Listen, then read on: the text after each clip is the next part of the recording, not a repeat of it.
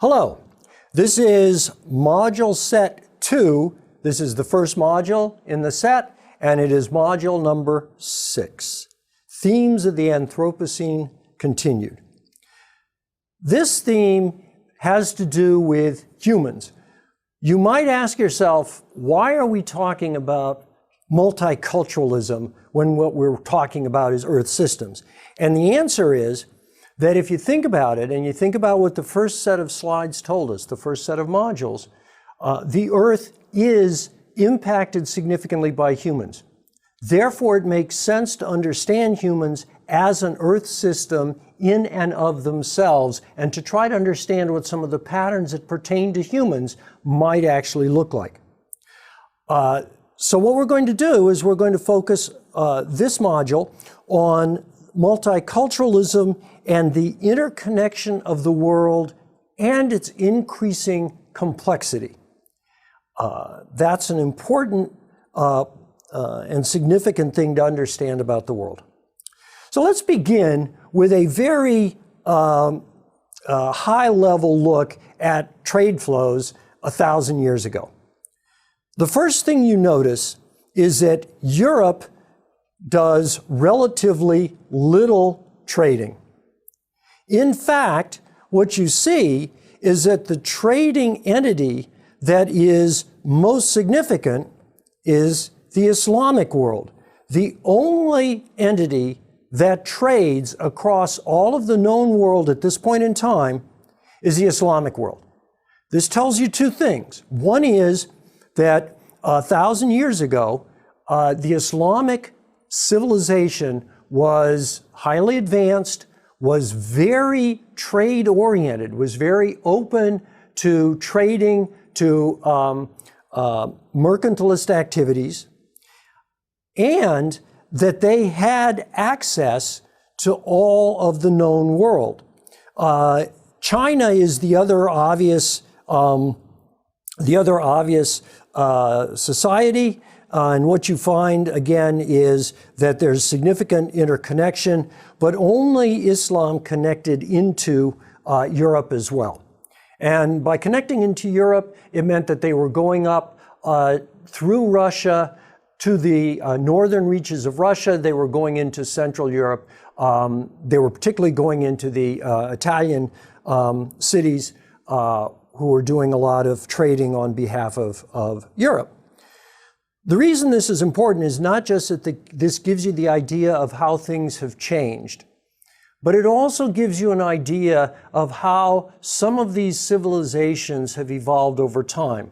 So if you think about Islam today, and the fact that most people in the Islamic world who look at this kind of chart become aware of the fact that 1,000 years ago they were the dominant global civilization, you can understand why there's a certain amount of angst over the current situation. So what are some of the trends behind multiculturalism? Well, the first is the end of the Cold War. Now, if you think about it, the Cold War actually made things simpler in terms of multiculturalism. There were basically two great powers opposing each other: the Soviet Union and communism on the one hand, and the United States and the free world on the other hand. This meant that while there was a certain level of conflict, Vietnam is the obvious one for Americans, Afghanistan for the Soviets, Angola, other places where there were low-level guerrilla wars in South America, Latin America, and certain places, for example. All of these occurred within a cultural framework that was defined by the two great opposing forces. When the Soviet Union broke down, then that stability disappeared. For a long time, years, the idea was that the United States would become the dominant world power, and that we would have a century of peace because the United States would control the world. Well, that clearly broke down pretty quickly. The world is a very complex place. More importantly, the fundamental structure in the world of the Cold War, and indeed the world before that, from 1648, had been the nation state. That is, different states defined by the government that controlled them. Prussia becoming Germany after 1870, France, the United Kingdom, the United States. When that structure existed before World War II, it was a product that the Europeans spread around the world, so that the entire world, including places like Africa, was broken into states. The problem, of course, is that some of those areas didn't have the same culture as the Europeans, so when the Europeans left, the state system was very fragile. It's broken down now, particularly in an arc across sub-Saharan Africa and up through the Middle East. The state boundaries, the country boundaries that were defined by the Europeans are not the boundaries that those societies are comfortable with. And in fact, because of the conflicts within those societies, it turns out that the state is a relatively frail thing. So now you have an arc across Africa and into the Middle East where states have disappeared. That's very significant for global stability. That's what ISIS tells you. That's what Al-Qaeda tells you. That's what the conflict between Sunnis and Shiites tell you.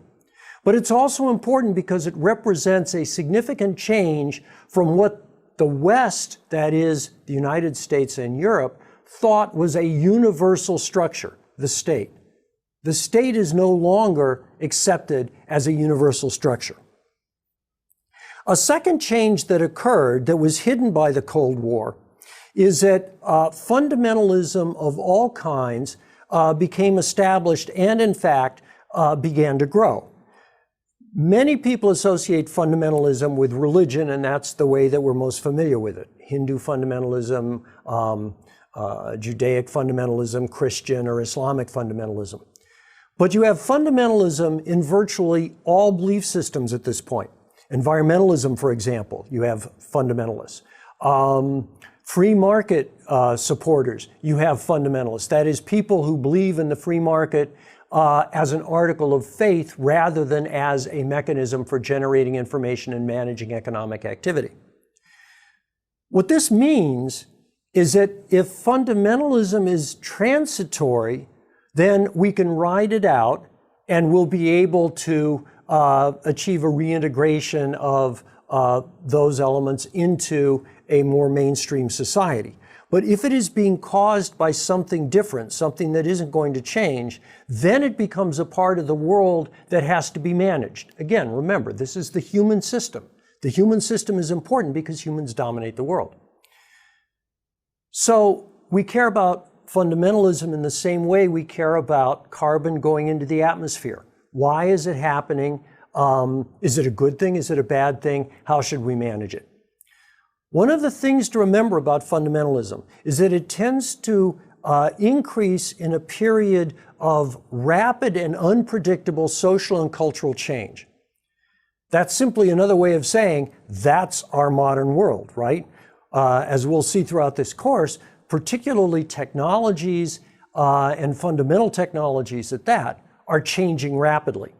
Now, if you're not able to keep up with the changes in technology, if the changes in technology are undermining things that you hold to be important social and cultural values, one of the responses you're going to have to that is to retreat into fundamentalism, because it becomes your identity, it becomes your protection against a world that is unpredictable, dangerous, and perhaps even viewed as evil. So what you do is more and more you retreat into fundamentalism because it's your identity. It's a form of protection against a rate of change that is otherwise psychologically and culturally damaging. There's no evidence that fundamentalism will not continue to increase. In fact, it is probable that it will continue to increase. It becomes part of a world which is increasingly complex. Complex in a meaningful sense. Complex in a way that means that the old ways that we had of understanding it and of managing it are liable to fail or are not going to be adequate. I particularly want to focus on the privatization and rise of multinationals. If we think about a shift to, say, a more tribal-oriented governance system in a nation in sub-Saharan Africa, we at least understand that as part of a governance shift. That is to say, you went from a nation state to a tribal governance. We understand that. But we're also seeing a significant shift from public government activity to private firm activity. And that's a very fundamental shift, because government is not the same and does not have the same goals as private firms. But if you look, for example, at the United States, much of our military activity in our wars of the past decade, Afghanistan and Iraq, have been, in fact, offloaded onto private military contractors. Last year in Afghanistan, more private military contractors were killed than American soldiers. It's one reason that the casualty rate appeared to go down, because military casualty rates are, of course, reported, but private firm casualty rates aren't. And so the public doesn't watch it as much when DynCorp or Z or Halliburton suffers casualties. They see it when the Marines or the Army or the Navy or the Air Force suffer casualties. So the result is that when you privatize a war, you privatize a lot of the psychological and cultural responses to war. And in fact, you may make war more possible. It's unlikely that if we had had to have military personnel performing all of the functions in Iraq and Afghanistan, those wars would have continued, because we would have had to institute a draft. And as soon as you institute a draft, political opposition to wars can become very strong, particularly if they're viewed as not central to the national interests. So having a private military enabled us to continue a war that might otherwise not have been continued if we had had to rely on a draft. But it's not just military, of course. Think about space. We've privatized a lot of the activities of space. Space used to be thought of as a domain for government action because governments represented, in some sense, the people. Private companies represent, in some sense, their shareholders. It's not the same thing. And yet we're privatizing space. We're privatizing prisons. We're privatizing education. So one of the trends to watch in this world is exactly who is performing a function that might be a government function, and why and what their goals may be in doing so. If your goal is to serve shareholders, you may perform differently than if your goal is, for example, to represent the national interests, however unclear that might be. So this is simply a way of pointing this out. This is a relatively recent change. 25 years ago, I was the Environment, Health and Safety Vice President of AT&T, and if I had an issue of environmental policy or law that needed to be worked out, I knew exactly where to go. I would go down to Washington, D.C., because that's where the federal government is, that's where environmental policy was made. Now, however, if you want to understand policy, you need to interact with a lot of different entities. It could be, for example, that environmental NGOs are far more important than the government in trying to understand what the appropriate policy is. You may be working with other firms, either your competitors or sometimes your competitors, sometimes your collaborators. The media becomes very important. They may be an independent source of power, particularly now. 15 or 20 years ago, the media were relatively controlled, and there was a standard to which they adhered in terms of reporting. By and large, I mean, of course, there were exceptions, but by and large, the media tried to report as objectively as possible, knowing that that's a difficult standard.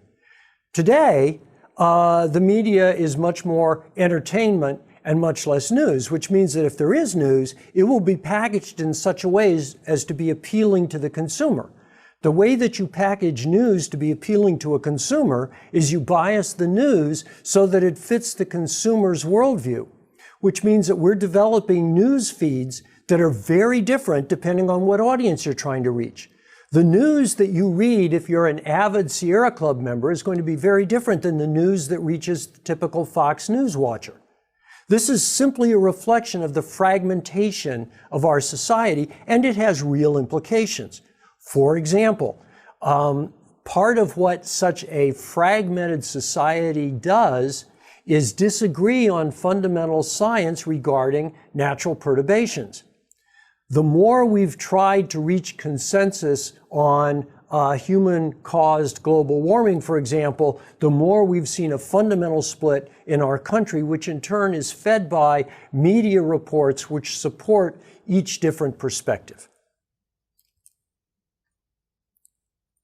Again, this simply shows you in your typical S-curve fashion that the number of organizations you have to deal with goes up significantly. For those of you that might end up in companies or are in companies, this is an important chart, because what it tells you is that the number of stakeholders you have to deal with is constantly going up. So this makes managing stakeholders, listening to stakeholders, extremely important. It also makes it much, much more difficult. Thank you.